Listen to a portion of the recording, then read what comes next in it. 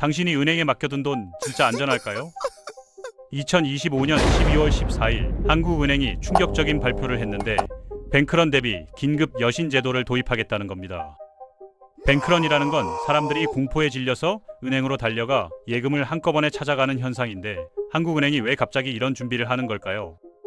더 이상한 건 불과 6일 전인 12월 8일에 한국은행이 1조 5천억 원을 시장에 풀겠다고 했다는 점입니다. 지금 대한민국 금융시장에서 도대체 무슨 일이 벌어지고 있는 건지, 정부와 한국은행이 숨기고 있는 진실이 뭔지 낱낱이 파헤쳐 보겠습니다.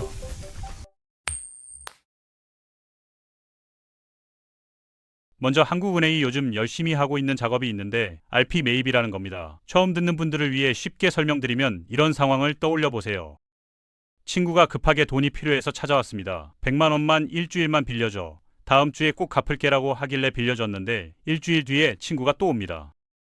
미안한데 100만 원에 이자 5만 원 해서 105만 원 갚아야 하는데 돈이 없어서 그러는데 120만 원으로 다시 빌려주면 안 될까라고 하는 겁니다. 그래서 또 빌려줬더니 다음 주에 또 같은 상황이 반복되는 거죠. 겉으로 보면 일주일짜리 단기 대출이니까 별 문제 없어 보이는데 실제로는 빚이 눈덩이처럼 불어나면서 영원히 못 갚는 구조가 되는 겁니다. 한국은행이 지금 정확히 이 짓을 하고 있어요. 숫자로 보면 상황이 더 심각하게 느껴질 텐데요. 2025년 1분기에 RP 잔액이 0.5조 원이었는데 2분기에는 2조 원으로 뛰었고 3분기에는 4.5조 원, 4분기에는 6.5조 원까지 치솟았습니다. 8개월 만에 13배가 늘어난 건데 여기서 끝이 아니에요. 12월 8일에는 국채 단순 매입 1조 5천억 원을 추가로 발표했는데 이건 일주일 뒤에 돌려받는 것도 아니고 아예 영구적으로 돈을 뿌리겠다는 선언이나 마찬가지입니다. 여기에 통화 승수라는 개념을 적용해야 하는데 한국은행이 1조 원을 찍어내면 그 돈이 은행에서 은행으로 돌면서 신용이 만들어지고 결국 14조 원 정도의 효과가 생깁니다. RP 잔액 6.5조 전에 14를 곱하면 91조 원이고 국채 매입 1.5조 원에 14를 곱하면 21조 원이니까 합치면 112조 원인데 보수적으로 잡아도 80조 원 이상의 돈이 시중에 풀린 셈이에요. 80조 원이 어느 정도 규모인지 감이 안 오실 수 있는데 강남에 있는 아파트 전체를 다 살 수 있는 금액입니다. 그런데 진짜 문제는 여기서부터예요. 이렇게 돈을 많이 풀면 보통 세 가지 현상이 나타나야 정상이거든요. 돈이 많아지니까 금리가 떨어지고 유동성이 풍부해지니까 부동산이 오르고 돈이 시장으로 흘러들어가니까 주가가 오르는 게 교과서적인 반응입니다. 실제로 부동산은 올랐고 2025년 강남이 급등했죠. 주가도 나쁘지 않았어요. 그런데 금리는요? 오히려 오르고 있습니다. 바로 이 지점이 모든 문제의 핵심이에요.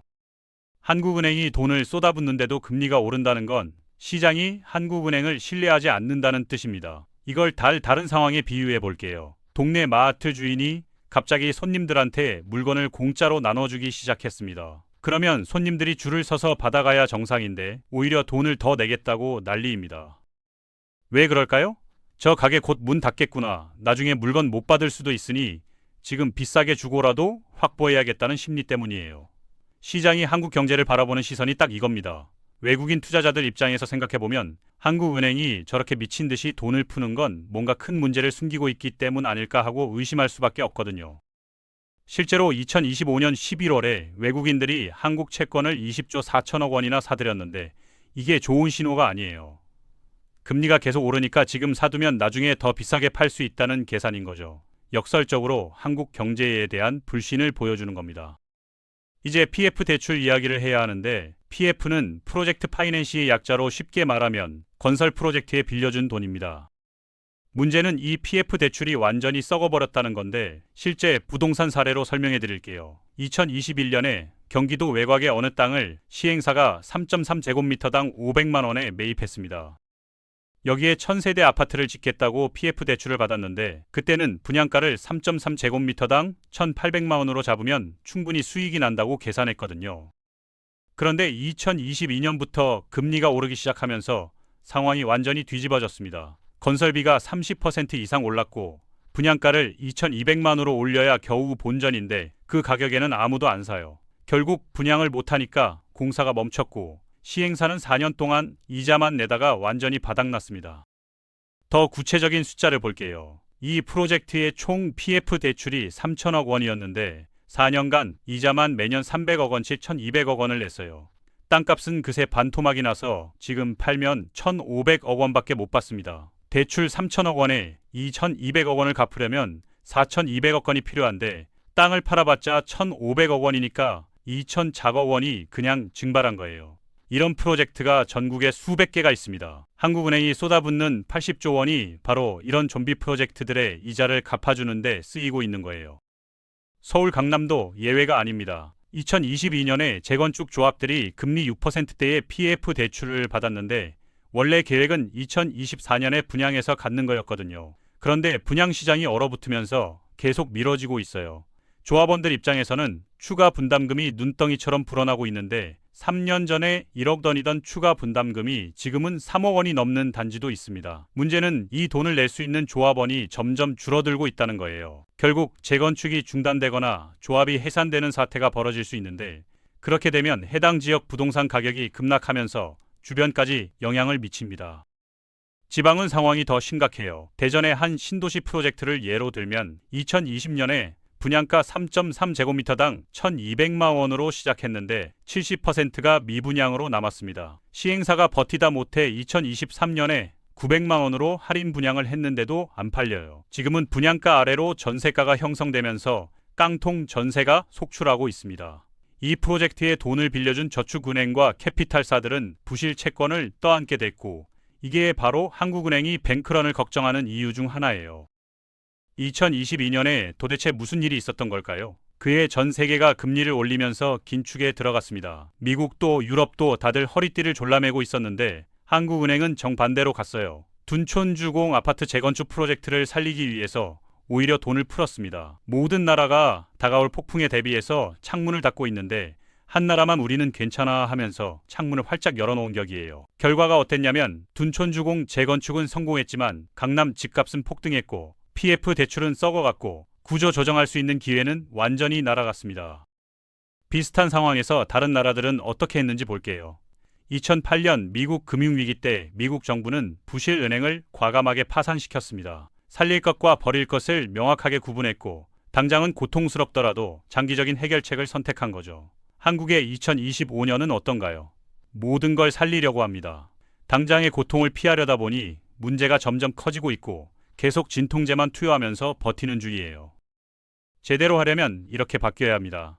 일단 회생 불가능한 PF 대출은 과감하게 정리해야 해요. 썩은 부분을 도려내야 나머지가 살거든요. 단기적으로 충격이 있겠지만 장기적으로는 건강해집니다.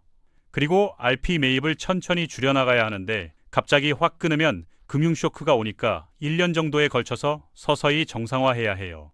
마지막으로 현재 PF 부실 규모가 얼마나 되는지 정확하게 공개해야 합니다. 숨기면 숨길수록 외국인들의 불신만 커지거든요. 오히려 투명하게 공개하면 신뢰가 회복될 수 있어요. 그런데 현실은요? 정부와 한국은행이 정반대로 가고 있습니다. 뱅크런에 대비한 긴급 여신 제도를 도입한다고 했잖아요. 이게 무슨 뜻이냐면 우리도 은행들이 위험할 수 있다는 걸 알고 있고 그때를 준비하고 있다는 거예요. 소방관이 갑자기 소방호스 점검하면서 혹시 모르니까 미리 준비해둬야죠 라고 말하는 거랑 비슷한데 듣는 사람 입장에서는 불안하지 않겠어요? 왜 갑자기 소방호스 점검이야? 뭔가 불날 조짐이 있는 건가 하고 생각할 수밖에 없거든요. 앞으로 어떻게 될지 두 가지 시나리오를 예상해 볼게요. 지금처럼 계속 버틴다고 가정하면 2026년 상반기에는 이런 일이 벌어질 겁니다. 국민연금이 한국 채권을 사주기 시작하면서 금리가 일시적으로 떨어지고 상황이 안정되는 것처럼 보일 거예요. 다들 위기 넘겼네 하고 안심하겠죠. 하지만 2026년 하반기가 되면 국민연금의 투자 여력이 바닥나고 외국인들이 다시 빠져나가기 시작하면서 환율이 1,500원을 돌파합니다. 2027년에는 PF 대출이 본격적으로 터지면서 은행들의 자본이 갉아먹히고 미국에서 실리콘밸리 은행이 파산했던 것과 비슷한 사태가 벌어질 가능성이 생겨요. 최악의 경우 환율이 1,600원에서 1,700원까지 가면서 수입 물가가 폭등하고 서민들의 생활이 극심하게 어려워집니다. 부동산 시장에는 구체적으로 어떤 일이 벌어질까요? 먼저 PF 대출이 터지면 건설사들이 줄줄이 쓰러집니다. 공사주의 현장이 멈추고 분양받은 사람들은 입주를 못하게 되고 계약금만 날리는 사태가 벌어져요. 기존 아파트 가격도 급락하는데 특히 지방과 수도권 외곽이 먼저 무너집니다. 전세가가 매매가 아래로 떨어지면서 깡통 전세가 폭발적으로 늘어나고 전세 사기가 아니라 구조적인 전세 붕괴가 시작돼요. 집주인들은 전세금을 돌려줄 돈이 없고 세입자들은 보증금을 날리게 되는 최악의 상황이 올 수 있습니다. 반대로 지금 당장 구조정을 하면 어떻게 될까요? 2026년 상반기에는 PF 대출 일부를 부실 처리하고 건설사 서너 개가 워크아웃에 들어가면서 일시적인 충격이 옵니다. 부동산이 10%에서 15% 정도 떨어지겠죠. 그런데 2026년 하반기가 되면 외국인 신뢰가 회복되기 시작하고 금리가 안정되면서 환율이 1,400원대로 내려옵니다. 2027년에는 경제가 정상 궤도에 올라서 건전한 회사들이 싼 땅을 매입해서 재개발을 시작하고 좋은 일자리가 생겨나기 시작해요. 부동산 시장도 바닥을 다지고 건강하게 회복될 수 있습니다. 결론은 간단합니다. 지금 15%의 고통을 감수하면 나중에 50%의 고통을 피할 수 있는데 계속 미루면 결국 더 큰 대가를 치르게 됩니다.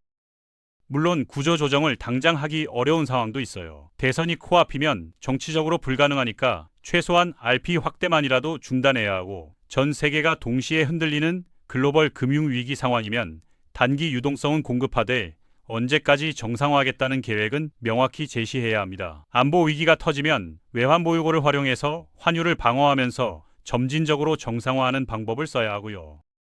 그러면 우리 개인은 어떻게 대비해야 할까요? 5가지 지표를 주시해야 합니다. 10년물 국채 금리가 3.5%를 넘어서면 외국인들이 이탈하기 시작한다는 신호예요. 3.4% 이상이면 달러 자산을 20% 확보하고 3.5%를 넘으면 30%에서 40%로 늘리고 3.7%를 넘으면 비상모드로 해외 자산을 50%까지 올려야 합니다. 원달러 환율은 한국 경제의 마지막 방어선인데 1,500원이 1차 경계선이고 1,550원이 2차 경고선이고 1,600원이 위험 구간이에요.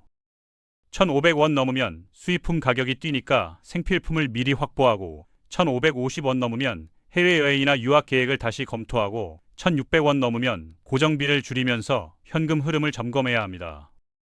한국은행 RP 잔액도 봐야 하는데 한 달에 2조 원 이상 늘어나면 금융시장이 불안하다는 뜻이고 3조 원 이상이면 부동산 매도 타이밍을 고민해야 하고 5조 원 이상이면 비상 상황이니까 현금 확보가 우선입니다. 국민연금 채권 매입 속도도 중요한데 국민연금의 국내 채권 비중이 25%에 가까워지면 금리 반등 가능성에 대비해야 하고 25%를 넘으면 더 이상 방어선이 없으니까 스스로 판단해서 자산을 배분해야 해요. 마지막으로 뱅크런 조짐이 가장 치명적인 신호인데 은행 예금 이탈이 급증했다는 뉴스, 저축은행 부실 보도, 금융감독원 긴급 점검 발표 같은 게 나오면 즉시 5천만 원 이상 예금은 분산시키세요. 예금자 보호 한도가 5천만 원이거든요. 현금과 달러를 준비하고 장기 투자 계획을 전면 재검토해야 합니다. 지금 이 순간에도 한국은행은 돈을 찍어내고 있고 PF 대출이라는 시한폭탄은 째깍거리고 있으며 금리는 계속 오르고 있습니다. 선택지는 2가지예요. 정부가 알아서 하겠지 하면서 아무것도 안 하면 2027년쯤 자산 가치가 30% 이상 날아갈 수 있고 오늘부터 경제 지표를 점검하면서 대비하면 위기를 오히려 기회로 만들 수 있습니다. 역사가 증명하거든요. 1997년 외환위기 때 달러를 산 사람들, 2008년 금융위기 때 부동산을 정리한 사람들, 2020년 코로나 때 현금을 확보한 사람들의 공통점이 뭔지 아세요? 남들보다 6개월만 빨리 움직였다는 겁니다. 망설이는 게 가장 비싼 비용이에요.